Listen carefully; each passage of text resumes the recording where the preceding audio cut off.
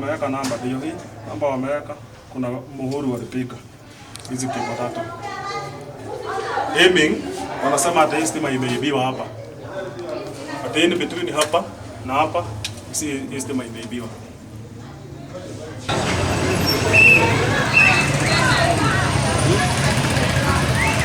Kwa majina naitwa Samuel Kiaria Kanungira na jina ya kazi najulikana kama Vatican.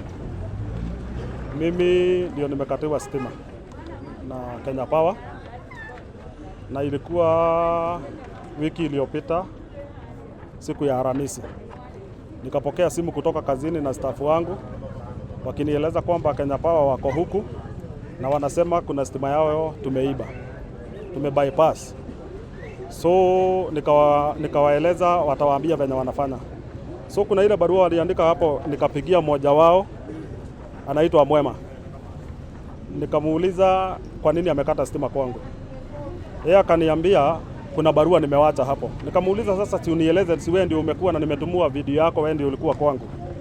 Akaniambia stima bypass na hiyo barua nimewacha hapo na nitarudi. So baadaye kama masaa 2 kuisha hivi tena nikapigiwa wamerudi. Wakakuja wakaweka zile seal na wakakata stima huko juu. Nikampigia simu nikamwambia Mwema, juu umeweka seal, weka seal mpaka kwa meter box. Ili hadi nikikuja on Tuesday, juu si yuko karibu, nikuje mufanye inspection yenu. Kama kuna kitu yenu nitakuwa nimetampa nayo, ile faini yenye mnapiganga mtu mwenye ametampa na laini za Kenya Power, nitagharamika. Lakini kama hakuna na nyinyi mgaramike venye mnataka kuniharibia kazi. Akaniambia wewe enda soma barua yenye iko hapo. So mimi nikawachana na yeye.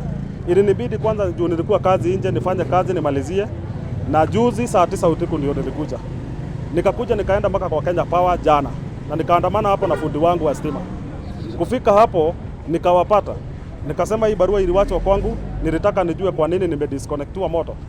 Wakaniambia sijui hapo uko na mita ngapi. Nikamwambia hizi mita zingine wacheni kuniuliza mambo yake. Juu nimeandika barua kama 6, mkuje mudisconnect hiyo stima.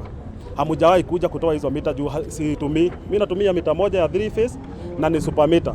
Bill mnanitumia kwa message na nalipa on time. Na sina bill na sina kitu yenu nimedivert. So mfanye hivi mnifanyie haki.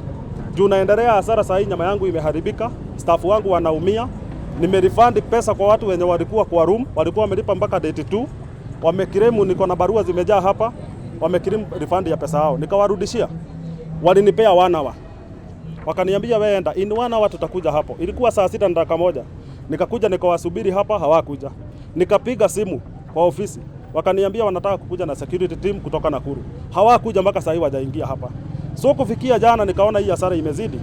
Juu kwa kila siku natumia over 28,000 kutumia petroli. Generator yangu haikavi, moto yenye yote iko hapa. Watu wameisha kwa rumu, wote wameenda. Hata majirani wangu nataka ni mimi niulize tu. Wananiona kama mwizi ama wananiona kama nani? Mimi niko kwa biashara yangu ni halali, sina kitu haramu hapa. Mimi nimefanya haki, nimewajiri watu wako hapa over 76 employee.